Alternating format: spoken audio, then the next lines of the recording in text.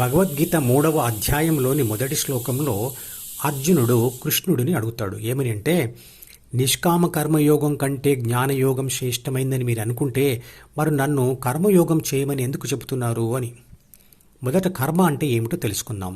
మనిషి పుట్టిన దగ్గర నుండి చనిపోయే వరకు చేసే ప్రాపంచిక కర్మలు మనందరికీ తెలిసినవే. అవి భగవద్గీతలో చెప్పిన కర్మ కంటే విభిన్నంగా ఉంటాయి. భగవద్గీతలో చెప్పిన కర్మ అంటే ధ్యానం. ధ్యానం చేస్తూ ఉంటే మిగతా ప్రాపంచిక కర్మలు నశిస్తాయి. అలాగే మిగతా ప్రాపంచిక కర్మలు చేస్తూ ఉంటే ధ్యానం చేయడం ఆగిపోతుంది. ఇవి రెండు ఒకదానికి ఒకటి వ్యతిరేకం.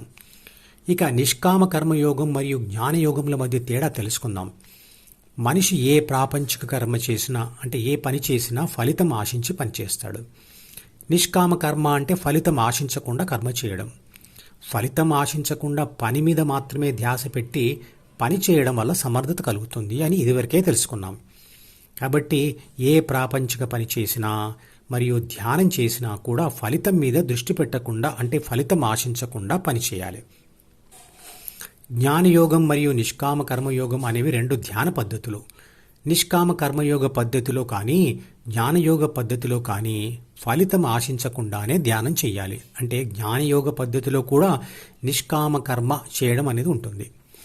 అంటే రెండు పద్ధతులలో కూడా ఫలితం ఆశించడం ఉండదు. కానీ జ్ఞానయోగ పద్ధతిలో ఫలితాన్ని పరిశీలించడం మరియు పరీక్షించడం తప్పనిసరి. నిష్కామ కర్మయోగ పద్ధతిలో ఆ పరిశీలించడం మరియు పరీక్షించడం రెండూ ఉండవు. ఈ రెండు పద్ధతుల మధ్య ఉన్న తేడా ఇదే. పరిశీలించడం పరీక్షించడం అనేది ఒక సామర్థ్యం. పుట్టుకతో వచ్చే బి అంటే ప్రాథమిక మనసులోని 3 బాధ్యతలు మరియు 6 గుణాల వల్ల కొందరికి ఈ సమర్థత ఎక్కువగా ఉంటుంది, మరికొందరికి తక్కువగా ఉంటుంది.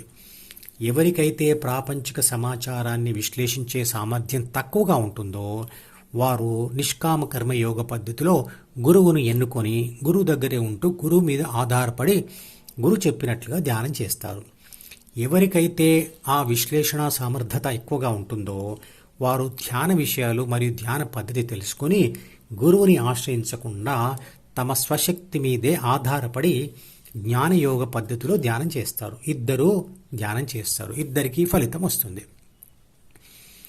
నిష్కామ కర్మయోగికి ఫలితం పరిశీలించడం ఉండదు కాబట్టి అతను తాను ఏ దశలో ఉన్నాడో తెలుసుకోలేడు. అందువల్ల అతను ఇతరులకు అన్ని విషయాలు చెప్పలేడు. కానీ జ్ఞానయోగికి ఈ విషయాలన్నీ స్పష్టంగా తెలుస్తాయి కాబట్టి అతను ఇతరులకు ధ్యాన బోధ స్పష్టంగా చేయగలుగుతాడు. ఈ సమర్థతను దృష్టిలో పెట్టుకుని కృష్ణుడు జ్ఞానయోగం శ్రేష్టమైనది అని అనుకొని ఉంటాడు. అర్జునుడి ప్రశ్నకు 3వ అధ్యాయంలోని శ్లోకం 2 నుండి 7 వరకు కృష్ణుడు చెప్పిన సమాధానాల సారాంశం ఏమిటంటే, ధ్యానం చేయని మనిషి ఆత్మశక్తి ప్రాథమిక మనసును చదివి అహం అనే భావనను పొంది తర్వాత జ్ఞాపకాల పుస్తకం ద్వారా మరియు జ్ఞానేంద్రియాల ద్వారా ప్రపంచాన్ని అనుభవిస్తూ దానికి అలవాటు పడిపోతుంది. కానీ ధ్యానం చేస్తున్న వ్యక్తి యొక్క ప్రాథమిక మనసు మరియు అహంలను పొందిన ఆత్మశక్తి జ్ఞాపకాల పుస్తకమును వదిలి హృదయంలో స్థిరపడిపోతుంది. అందువల్ల జ్ఞాపకాల పుస్తకం మరియు జ్ఞానేంద్రియాలు మరియు ప్రపంచం మాయమవుతాయి. హృదయంలో స్థిరంగా ఉండడం వల్ల ప్రాథమిక మనసు మరియు అహంల అవసరం కూడా ఆత్మశక్తికి లేకపోవడం వల్ల వాటిని ఆత్మశక్తి వదిలివేస్తుంది. అప్పుడు మనిషిలోని ఆత్మశక్తి పరిమాణంలో కాక లక్షణాలతో చూస్తే తానే విశ్వశక్తి లేదా పరమాత్మ అని గ్రహిస్తుంది. దానినే పరమాత్మ ప్రత్యక్షం కావడం అంటారు. అంటే జ్ఞాపకాల పుస్తకం ద్వారా మరియు జ్ఞానేంద్రియాల ద్వారా చూస్తున్న ప్రపంచం మాయం కావడం మరియు పరమాత్మ ప్రత్యక్షం కావడం రెండూ దాదాపుగా ఒకే సమయానికి జరుగుతాయి. ఈ మధుపదం యూట్యూబ్ ఛానల్ వీడియోని సబ్స్క్రైబ్ చేసి గంట గుర్తును నొక్కి ఆల్ని సెలెక్ట్ చేసి ప్రతిరోజు యూట్యూబ్ ఓపెన్ చేసి అడుగున ఉన్న సబ్స్క్రిప్షన్ బటన్ నొక్కితే అన్ని లేటెస్ట్ వీడియోలు చూడవచ్చు.